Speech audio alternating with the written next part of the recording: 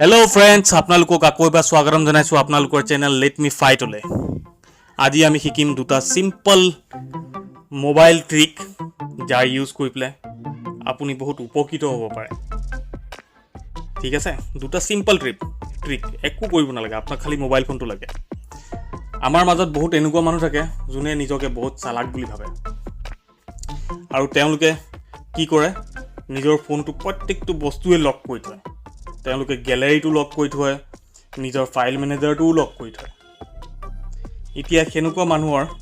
ফোনত আপুনি গ্যালাৰীটো আৰু ফাইল মেনেজাৰটো কেনেকৈ খুলিব তো এইটো কাৰণে এটা সিম্পল উপায় আছে আমাৰ ওচৰত আপুনি ভিডিওটো চাই থাকক গম পাই যাব কেনেকৈ আপুনি ইজিলি গ্যালাৰীত থকা ফটো আৰু ফাইল মেনেজাৰৰ বস্তুবিলাক ইজিলি চাব পাৰিব আৰু তেওঁলোকে বহুত চালাকি কৰি নিজৰ লক লগায় আৰু কোডটো আপুনি বিচাৰিব নোৱাৰিব কিন্তু আমাৰ ওচৰত আইডিয়া আছে তাৰ কাৰণে কি লাগিব আপুনি ফোনটোত থকা ক্ৰোম ব্ৰাউজাৰ যোনটো ক্ৰোম ব্ৰাউজাৰ আছে ফোনটোত হেতু খুলিব ক্ৰোম ব্ৰাউজাৰটো খুলি পেলাই কি কৰিব ক্ৰোম তাত যোনটো টাইপ এড্ৰেছ টাইপ কৰিবলৈ জায়গা থাকে এতিয়া চাব আপোনাৰ ওচৰত ফটোখন আহিব চাই লওক এনেকুৱা ধৰণৰ ইন্টাৰফেস এখন খুল খাই যাব ক্ৰোম ব্ৰাউজাৰটো টিপাৰ পিছত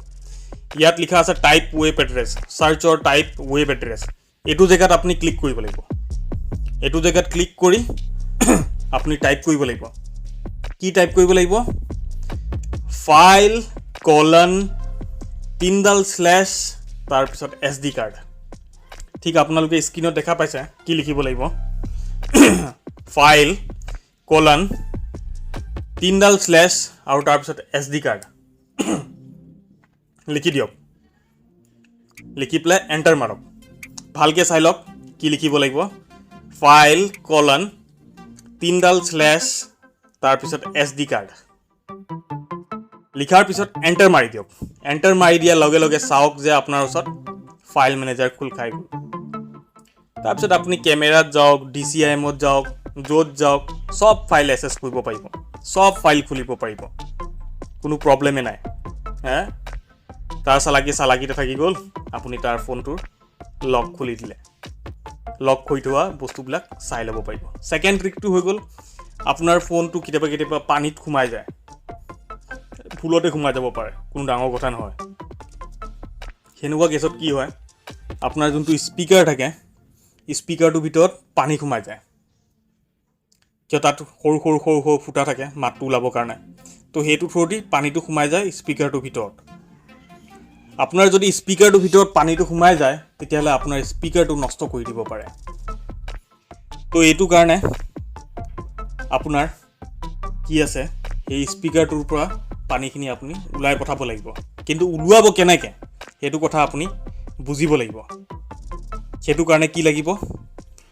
আপুনি ডাইৰেক্ট ক্ৰোম ব্ৰাউজাৰ যাব ঠিক আছে আকৌ এবাৰ ক্ৰোম ব্ৰাউজাৰ যাব ক্ৰোম ব্ৰাউজাৰত গৈ পেলাই আপুনি কি কৰিব লাগিব এটা ওয়েবসাইট খুলিব লাগিব ওয়েবসাইটটোৰ নাম কি হয় ফিক্স মাই স্পিকাৰ তিনিটা একেলগতে লিখিব fixmyspeaker.com তিনিটা ফিক্স মাই স্পিকাৰ যোনটো হয় তিনিটা মাজত স্পেচ নিদিব একেলগতে লিখিব লিখি পেলাই .com লিখি দিব তাৰপিছত এন্টাৰ মাৰি দিব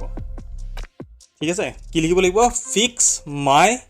স্পিকাৰ আপোনালোকে স্পেলিংটো ভালকে চাই লওক পাইলে লিখি লওক লিখি পেলাই নিজৰ ব্ৰাউজাৰত মাৰি চাওক ঠিক আছে fixmyspeaker.com ত গৈ পেলাই আপুনি এনেকুৱা ইন্টাৰফেস এটা পাব এতিয়া দেখুৱাব ঠিক আছে এইটো যোনটো ইন্টাৰফেস আছে আপুনি এনেকুৱা ইন্টাৰফেস দেখা পাব এনেকুৱা ইন্টাৰফেসত আপুনি বগা কালাৰৰ বাটন এটা দেখি আছে সেই বগা কালাৰৰ বাটনটো আপুনি প্ৰেছ কৰি দিব লাগিব তাৰ পিছত বিপৰ সাউন্ড হ'ব মিপ এনেকৈ গৈ পেলাই বিপৰ সাউন্ড হ'ব আৰু সেই সাউন্ডটো যেতিয়ালৈকে বজিব যেতিয়ালৈকে আপোনাৰ মোবাইলৰ স্পিকাৰৰ পৰা পানী ওলাই নাযায় যেতিয়া ক্লিয়াৰলি আপুনি বিপটো শুনি পাব তেতিয়া আপুনি স্পিকাৰটো ঠিক হৈ গ'ল বুলি ধৰিব পাৰিব আপোনালোক যদি চেনেলত নতুন হয় তেতিয়াহলে চেনেলটো সাবস্ক্ৰাইব কৰিব লগতে বেল আইকনটো প্ৰেছ কৰিব তাকি আগলৈ ন'টিফিকেশ্যন পাই থাকক যেন আৰু এতিয়াৰ কাৰণে বাই বাই